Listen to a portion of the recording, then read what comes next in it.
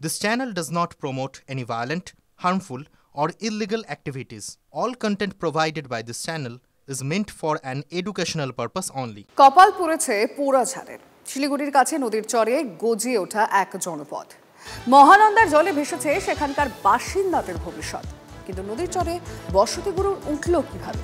গ্রামবাসীরা দাবি করছেন সবটাই নেতাদের দয়ায়।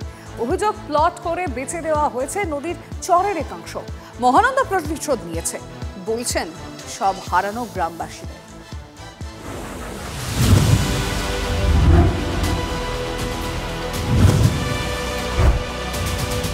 বাংলা প্রবাদ পুকুর চুরি, বাস্তবে নমুনাও দেখেছেন অনেকে, কিন্তু তা বলে নদীর চর চুরি? হ্যাঁ, ঠিকই শুনছেন, চুরি গেছে মহানন্দা নদীর চর। দশকের পর দশক ধরে এটাই দস্তুর শিলিগুড়ির অদূরে ডাবগ্রামের পোড়াঝাড়ে। আমার ডান দিকের এই ঘরবাড়িগুলোকে রক্ষা করার জন্যই এইটা নদী বাঁধ, যেখানটায় আমি দাঁড়িয়ে আছি বা চলাচল করছি। আর ঠিক আমার বাঁ দিকে কিছুটা এগোলে মহানন্দা। আর এই মাঝের যে বিস্তীর্ণ অংশটা, এই অংশটাকে তোলাবাজির চর বললে বোধহয় ভুল হবে না। এটাও তো নদীরই চর। নদীর চর, কিন্তু এখন তো এতগুলো মানুষ, গরিব মানুষ, আমরা কোথায় পাবো এত টাকা দিয়ে জায়গা কেনার জন্য? তাই জন্যই আমরা এখানে আশ্রয় নিয়েছি। এটা দেখুন খাসের জমি, কেউ তো আর মানুষ এখানে সেরকম নেই।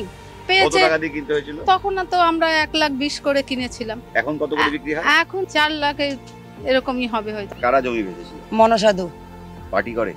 হ্যাঁ, উনি জানি না পার্টি করে না দালাল করে নাকি, উনি বলছে আমাদের জমি, উনি আমাদের কাছ থেকে নিচে টাকা নিয়ে বিয়ে করছে। উত্তরবঙ্গে ভয়াবহ বিপর্যয়, প্রকৃতির সঙ্গে ছেলে খেলার এই নির্মম ফল, তার ধ্বংসলীলার অসংখ্য উদাহরণ আপনারা দেখেছেন TV9 বাংলার পর্দায়। মহানন্দার ধারের পোড়াঝাড় অল্পের জন্য বেঁচে গেছে, তবে ক্ষতচিহ্ন এঁকে দিয়ে গেছে মহানন্দা। নদী ও বাঁধের মাঝের অংশে গড়ে ওঠা কয়েকশো বাড়ি ভেসেছে নদীর জলে।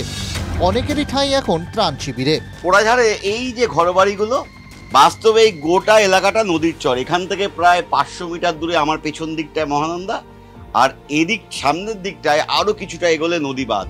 বিনি পয়সা আমরা কেউ বসি নেই, আমরা সব টাকা দিয়েই বসছি। কিন্তু এখন ফলটাও ভুগতে হচ্ছে। কেউ বলছেন জমির দালালরা টাকা নিয়েছিল, কেউ বলছেন স্থানীয় পঞ্চায়েত সদস্যই টাকার বিনিময়ে তাদেরকে এই এলাকাগুলোতে একদম নদীর চরে বসিয়ে দিয়েছিল। তারা নিল টাকা।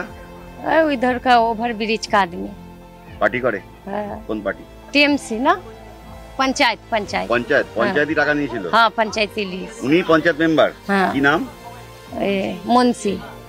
কত টাকা নিয়েছিল? 1,20,000। সহায় সম্বল সমস্ত কিছু ভেসে গিয়েছে। যেটুকু আছে বইপত্র, যারা ঘরে পড়াশোনা করেন, সমগ্র বাংলা সাহিত্যের পরিচয়, ভূগোল, বিভিন্ন বই খাতা এভাবেই কার্যত নষ্ট হয়ে গিয়েছে, যা এখন শুকিয়ে কিছুটা যদি ঠিক করে ফের পড়াশোনা চালু করা যায়। দেখতে পাচ্ছেন দুটোই টিভির তলে এখনো পলিমাটি পড়ে আছে।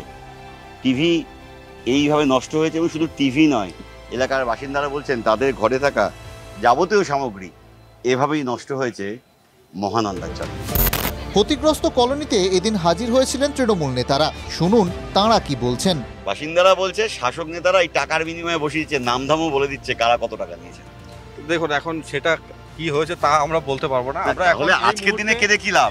এখন এই বিষয়ে আমাদের জানা নেই, এখন কার কি আছে এই বিষয়গুলো আমি অবগত নই। গৌতম দেব, তিনি দীর্ঘদিন এখানকার মন্ত্রী ছিলেন, এই ডাবগ্রামেরই, এবং সবাই বলছেন এই কেউ 5 বছর আগে বসেছেন টাকা দিয়ে, কেউ 10 বছর আগে বসেছেন, অর্থাৎ মিলেমিশে সব একাকার। দাদা দেখেন দাদা, কে কোথায় বসেছে সেটা আজকে আমাদের দেখার ব্যাপার না।